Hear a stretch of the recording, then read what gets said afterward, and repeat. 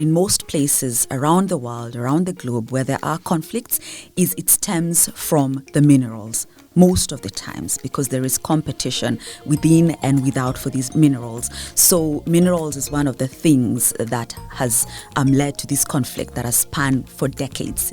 You're listening to In the Newsroom, a TRT Global podcast production. My name is Ezgi, and in this show, I take you around our newsroom as I chat with my colleagues and go beyond the headlines. Nearly 7 million people have died in the Democratic Republic of the Congo since 1996. That's according to the International Rescue Committee. It's one of the deadliest conflicts since World War II, but it's a war that many rarely hear about. And today it's also the scene of one of the world's biggest displacement crises, with nearly 8 million people forced from their homes. The DRC is facing a perfect storm of health disasters. It's battling cholera and measles outbreaks, deadly new strains of malaria, the flu, and it's now the global epicenter of the mpox virus. On top of that, nearly 30 million people are going hungry, and close to 5 million children under 5 years old are malnourished, according to the World Food Programme. But despite these concerning figures, human rights defender Christian Fazili Miyo tells us the world just isn't paying attention. As someone from the Eastern DRC, and I may say that the conflict in the DRC received dramatically less media attention and diplomatic agents than Gaza or Ukraine, despite the similar or the worse humanitarian metrics. We can say, for instance, there is no high-level sanction on aggressors. There is minimal coverage in international outlets. There were statements from Western leaders, and this reflects a troubling hierarchy of empathy and visibility in international diplomacy. Fazili was born and raised in Goma City in eastern DRC, which he says is currently under the occupation of the M23 rebels. He is a lecturer and researcher at the University of Goma. He reminds us that while the conflict in DRC is often labeled and reduced to a civil or a tribal war, it's actually much more complex. It's a multinational battle over land, minerals, and influence. And so people think that this is a conflict with ethnicity of minority, while we know that it's economic, especially economic reason why the DRC government has been advocating for the recognition of Genocide, because it seems that the really conflict is not a tribe conflict, but economic conflict. The DRC, as I stated, fell ignoring the role of external actors and multinational cooperation. We have also regional actors, including Rwanda, which has been accused supporting M23. Uganda, Burundi, and regional bloc like the East African Community, EAC, and the Southern African Development Community, SADC. We have also international stakeholders, including the United States, the European Union, China, and the multinational cooperation with the stakes in mining. So while local lives are lost, global profits are made. To expand more on this, I spoke to Kuria Kanja, senior producer and news anchor at TRT World. We discuss how the conflict in the DRC is not a failed state story. It's a success story for extractive global capitalism.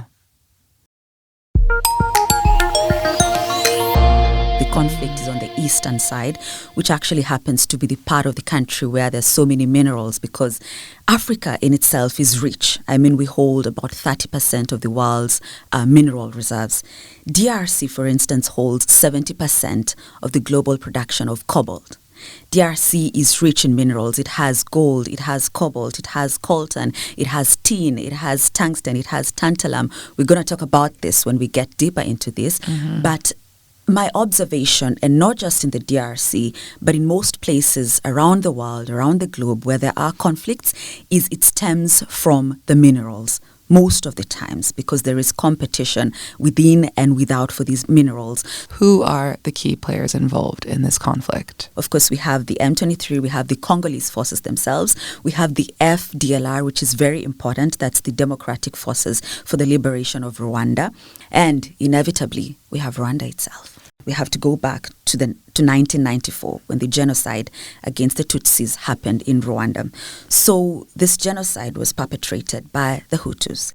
To understand who is fighting who in the DRC, Grace takes us back to 1994, Rwanda. In just 100 days, an estimated 800,000 to 1 million people were killed. These were mostly a minority ethnicity in Rwanda called the Tutsis. The genocide against the Tutsis was the result of decades of ethnic tensions between them and the ethnic majority, the Hutus. Extremist Hutus carried out the genocide against the Tutsis, but it ended when a Tutsi rebel group led by Paul Kagame seized power. Afterwards, Kagame became president of Rwanda and still is today. In the aftermath of the genocide, over 2 million Hutus fled to neighboring countries like the DRC. This sparked Africa's world wars, as Grace explains. It led to what people call the African World Wars, because perhaps many people do not know that, but we did have a form of world wars on the continent. We had the first Congo War in 1996 that happened when Rwandan-led forces invaded the eastern DRC, arguing that the Hutu militia who were responsible for the genocide in Rwanda against the Tutsis were regrouping in Congo. So that sparked the first Congo War with Rwandan allies such as Uganda, Eritrea, Angola, Burundi, all entering the conflict here. And then we had the second Congo War that happened in 1998 when then DRC President Joseph Kabila fell out with Rwanda's Paul Kagame. Kabila started to force out Rwandan troops from the DRC. So that's basically the history of it. But what people know now, or what people relate to now, is the M23 rebels who've been fighting for years. The M23 is one of the most prominent armed groups in the DRC today. They were formed in April 2012 by former members of a Tutsi-dominated rebel group. Their name comes from a peace agreement signed on March 23, 2009 that they say was never honored. They've been fighting the Congolese army for decades, allegedly defending the rights of marginalized Tutsi communities. In late 2013, it was declared that the group was militarily defeated by the Congolese army, and many of its leaders fled to Uganda and Rwanda. But it reemerged in late 2021 with a renewed insurgency. Their attacks escalated significantly through 2022 to 2025, with major advancements this year.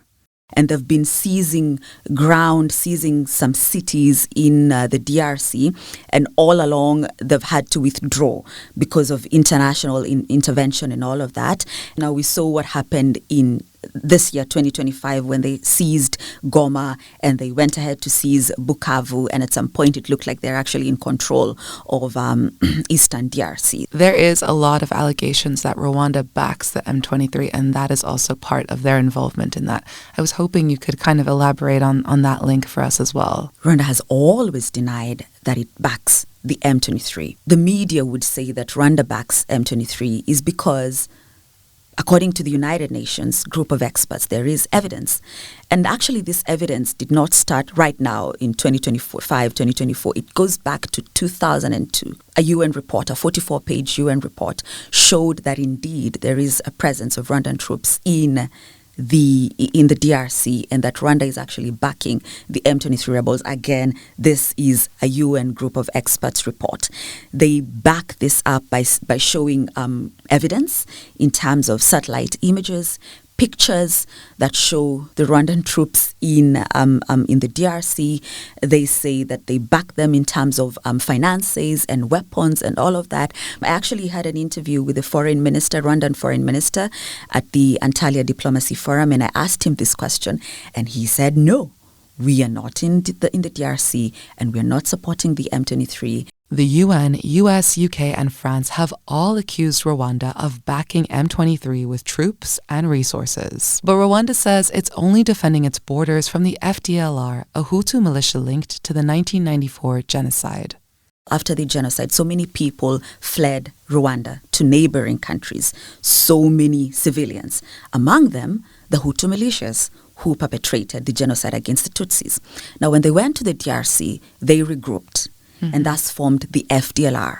Now, this is actually Rwanda's problem, because most of the time, if you listen to Paul Kagame, Rwandan president, he would always say that in order to address this conflict, we have to look at the root, the key cause of this conflict, which to him is why are the FDLR, why are they still in existence in DRC? And so this group is also part of the key players. How have the people of the DRC been affected by this conflict? How are they shaping their lives accordingly? I mean, it's been decades for them.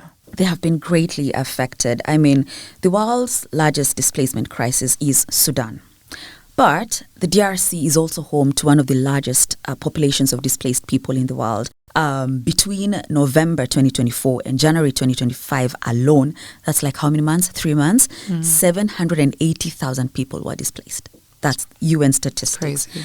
Of course, they've fled to neighboring countries, Burundi, Uganda, Rwanda, and Tanzania. There's also the issue of food insecurity, because again, according to IPC, that's the Integrated Food Security Phase, about 25.6 million people, that's nearly a quarter of the population, was pushed into acute food insecurity. So you can see the consequences of this war, the consequences of people not agreeing, not shaking hands, and actually implementing. Unfortunately, when these things happen, women and children are usually the most affected ones, yeah? Mm-hmm. So it broke my heart to see women crossing a river called Rusizi to Burundi, and some of them did not make it. And so you're fleeing conflict, you're hungry, you've trekked for God knows how many kilometers, and then you don't make it crossing a river. That's terrible, you know, and you don't even know where you're going.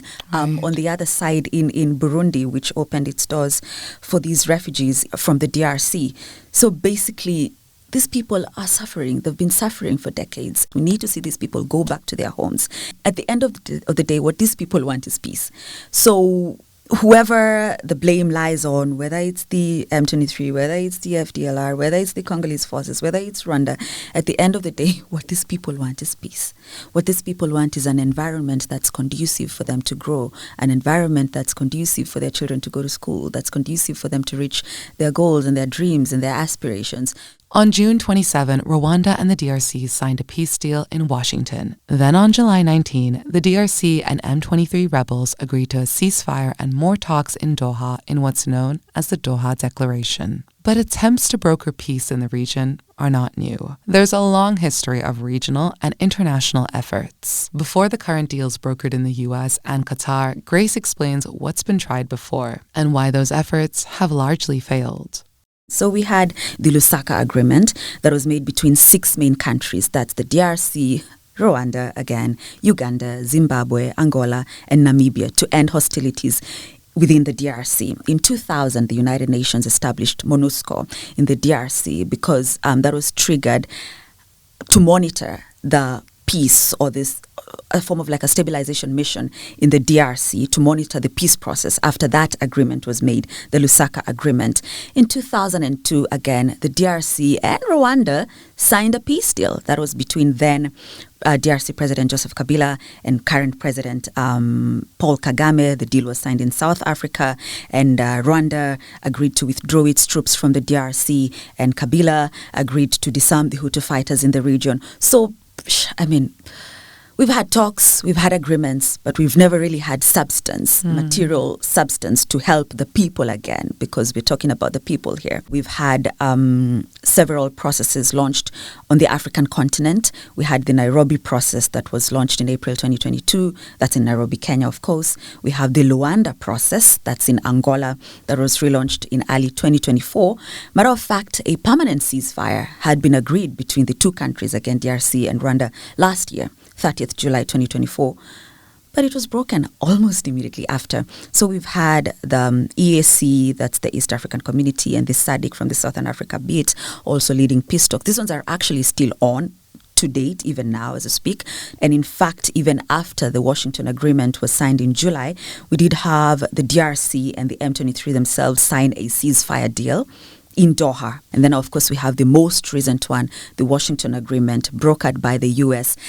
But again, it's a peace, minerals for peace sort of like deal, because well, we are facilitating peace in your countries or country, but then we need our fair share because, we all know Donald Trump, US president, his America First policy, nothing goes for free with him. And so it's a give and take. Give us your minerals, and then we're going to support you to make peace. And critics have poked holes into this peace deal because Trump definitely says this is a step towards peace, but people see it as a race, as a global competition, as always, between the United States and China, because it's important to mention that in 2008, China did sign a deal, a minerals for infrastructure deal with the DRC. That definitely means China does the infrastructure job in the DRC and gets minerals in return. But this is now competition between the two. Mm-hmm. So you signed yours in 2008 and I signed mine in 2025, and we see where it takes us. As Grace points out, the deal signed in Washington has an economic dimension. So much so that the Human Rights Watch labeled it a minerals deal first and a peace deal second. It potentially grants the U.S. lucrative access to the region's mineral wealth. While the conflict rages, the DRC has accused Rwanda and the M23 of looting resources like gold and coltan. And the UN also says that the M23 exports 120 tons of coltan to Rwanda every 4 weeks. Definitely, this is an attraction for Western investment to a region that's rich in all the mineral resources that I mentioned, tantalum, gold, cobalt, copper. So definitely this helps the DRC in itself. And in fact, there's a time where Rwanda is also separately pursuing a minerals deal with the United States. So at the end of the day, these agreements, these deals are good for the countries as well, yeah? The DRC, being rich, should be able to benefit from its own minerals. Right. I hate to say this, but it's one of the poorest nations on the continent. And that shouldn't be the case. You can't have gold beneath your surface. You can't have reserves, these reserves that I'm talking about, and you're poor. Anytime we're talking about the genesis of this conflict, we're going to go back to Rwanda, the genocide against the Tutsis. But this conversation about the minerals needs to happen, and the conflict minerals and the blood minerals and all of that. I'm going to quote President Felix Tshisekedi, if I could actually just read that out. He said, these minerals are obtained by using violence against our populations, forcing them to leave the areas where these minerals are found. I have the DRC Minister of Foreign Affairs, Therese Kayikwamba, who, this is before the agreement again, who said that the introduction of an embargo on Rwanda's illicit exploitation and exportation of mineral resources in the DRC will stem the financing of this aggression. We have Rwandan President himself, Paul Kagame, who some time back, he said that some people come from Congo where they smuggle or go through the right channels. They bring the minerals. Most of it goes through here, that's Rwanda, but does not stay here. Then he mentioned the countries where these minerals go. But most of it goes through here, does not stay here. It goes to Dubai, goes to Brussels, goes to Tel Aviv, goes to Russia, goes everywhere. So I was asking them, I said, are you on the list of those who are stealing minerals of Congo? Because these things, they end up with you. So are you on the list of those who are stealing minerals from Congo? Are you part of those people that are perpetrating this conflict? And you know what? Perhaps the phone you're using, the jewelry you're wearing right now, it's probably from Congo, from the Democratic Republic of the Congo. The DRC did file criminal complaints against tech giant Apple subsidiaries in France and Belgium over the use of conflict minerals. And so basically they accused the company of using deceptive commercial practices to assure consumers that the tech giant supply chains are clean. And so, of course, Apple did come and defend itself, and at some point posed the usage of these resources to sort of like create the supplies. You touch on a very good point there, because it's easy to feel distant to a conflict that's far away, that you're not as informed about. But putting it in that sense makes it very real to see how people all over the world could be connected to this conflict, unknowingly contributing to the continuation of it. That also brings me to another point. Currently, we have conflicts in Gaza, in Sudan, in Ukraine. I mean, there is so much dominating media attention. How would you compare the media attention that DRC has been getting with these conflicts and also the diplomatic response? The media in general, a lot more needs to be done. Seeing these things on TV, on television, on social media, they evoke these emotions and they're a call to action. And so imagine what would happen if we had more stories of what's happening in the DRC, of what's happening in Sudan. And it's not just that, the Sahel region also as well, on the African continent, which is rarely spoken about. And if it happens, it's usually 1 day, 2 days, and then we forget about it. Something that's been interesting that we've observed in the news right now is that even as this conflict is continuing, the DRC has just recently signed a football partnership with Barcelona.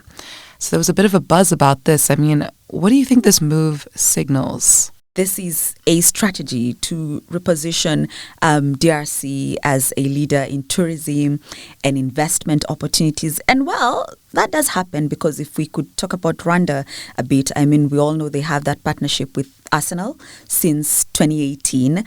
And anytime Arsenal is playing, we'll see their shirts. It says Visit Rwanda. I mean, so definitely anyone and everyone will want to visit Rwanda. And of course, DRC again says it will boost tourism in the country, but it's faced criticism, as you would expect, because people are questioning the timing of this and the priority at a time when people have been displaced, at a time when these monies could have been used for other uses, for other purposes rather. There's a line I picked in my research that talks about DRC's own football league being plagued by chronic underfunding for years. And so again, priorities. The DRC says it's going to help raise the profile of the country. You know, make sure your people are well, make sure your people are fed, they have everything, the basic needs and beyond the basic needs. Looking forward now, what are some key developments that we should keep our eyes peeled for? Quite some semblance of progress has been made, yeah. But what to look out for, what to watch out for is the implementation, like I've been saying, because it's useless to have agreements on paper. It's useless to see people shaking hands. We have seen many hands shaken over the years, not just in DRC, but across the continent, across the globe. But at the end of the day, it's about the implementation of what was agreed on, and perhaps a handshake between Felix Tshisekedi, DRC president, and Rwandan President Paul Kagame, because what we've seen thus far is the foreign ministers from both countries. I mean, they're the ones who signed the Washington Agreement deal, of course, with the blessings of their presidents. But it would be more meaningful because visuals have a way of speaking to us and cementing that confidence. So it would be great if we saw the two leaders agree, permanent peace and a permanent solution for all of this. Thank you so much for joining us on the show and for your insights. Thank you. Thank you so much for having me. The Eastern DRC has faced a conflict for over 30 years, but so much of what we hear about it is framed as tribal and internal. But as we've discussed today, this is a global battle fueled by competition over rich mineral resources used in our phones, our cars, and our tech. This story isn't just about a country in crisis. It's about the price of minerals and the cost of silence. As Grace reminds us, what the people of the DRC are asking for is not another piece of paper. They're asking for peace that lasts. Thanks for tuning in. Until next time, I'm Ezgi Topar, and this was In the Newsroom. This was a TRT Global podcast production. This episode for In the Newsroom was produced by me, Ezgi Topar, and was edited by Nasrullah Yilmaz. Supervising editor, Burak Bayram. Executive producer, Nasra Umar Bufana. Our production team also includes Khalid Selim, Mujtaba Shamil Ölmaz, and Afzal Ahmed. You can also download the TRT Global app for the latest news, updates, videos, and podcasts. Thanks for listening.